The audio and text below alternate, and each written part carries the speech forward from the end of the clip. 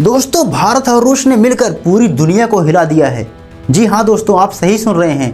यह वही अमेरिका था जो भारत और रूस की दोस्ती को तोड़ने के लिए यूरोपीय देशों को भड़काता रहा, और अब वही यूरोपीय देश अपने संबंधों को भारत के साथ सुधारने में एकजुट हो गए हैं।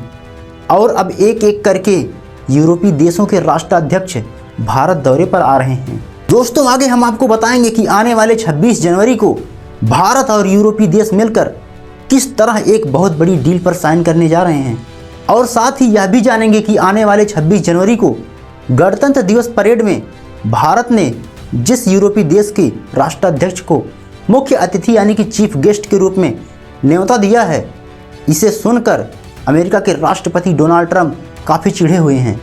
लेकिन आइए सबसे पहले जान लेते हैं कि भारत दौरे पर आए यूरोपीय देश के जर्मन चांसलर फ्रेडरिक मर्ज ने रूस के बारे में क्या कहा।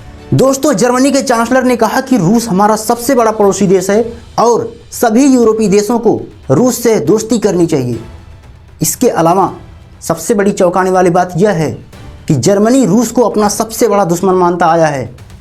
तो आखिर जर्मनी के चांसलर फ्रेडरिक मर्ज ने ऐसा रूस के बारे में क्यों कहा, आइए विस्तार से समझते हैं। दोस्तों, जैसा कि आप सभी को पता है कि अमेरिका के राष्ट्रपति डोनाल्ड ट्रंप ने किस प्रकार अपनी दादागिरी से वेनेजुएला के राष्ट्रपति निकोलस मादुरो को किडनैप करवा लिया था और वहां के तेल संसाधन पर अपना कब्जा जमा लिया था। इसके अलावा डोनाल्ड ट्रंप ग्रीनलैंड पर कब्जा करने के लिए बार बार धमकी देते हैं, जबकि ग्रीनलैंड डेनमार्क का 1953 से ही आधिकारिक क्षेत्र है।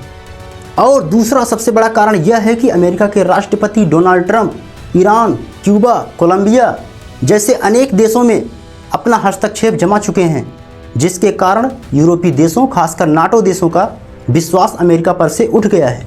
इन्हीं सब की वजह से जर्मनी के चांसलर फ्रेडरिक मर्ज ने यह बात रूस के लिए बोला।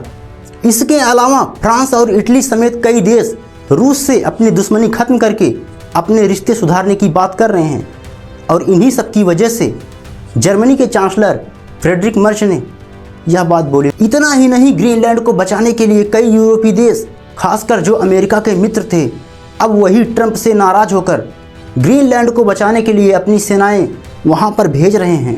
तो आइए बात करते हैं कि आखिर 26 जनवरी को भारत के प्रधानमंत्री नरेंद्र मोदी क्या बड़ा करने वाले हैं।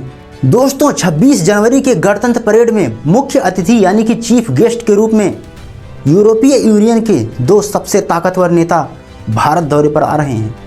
मुख्य अतिथि के तौर पर भारत दौरे पर आ रहे इन दो व्यक्तियों का नाम है एंटोनियो कोस्टा और उर्सुला वॉन। ये दोनों व्यक्ति यूरोपीय यूनियन जैसी सबसे ताकतवर संस्थाओं का लीडरशिप करते हैं। आसान भाषा में अगर हम कहें तो यूरोप के 27 देशों का वैश्विक रणनीति क्या होगा, यही दोनों व्यक्ति निर्धारित करते हैं। और अब अमेरिका पर से भरोसा उठने के बाद भारत का इनका दौरा काफ़ी अहम माना जा रहा है। और अब खबर यह है कि 27 जनवरी को भारत यूरोपीय यूनियन के साथ free trade deal agreement sign करने जा रहा है।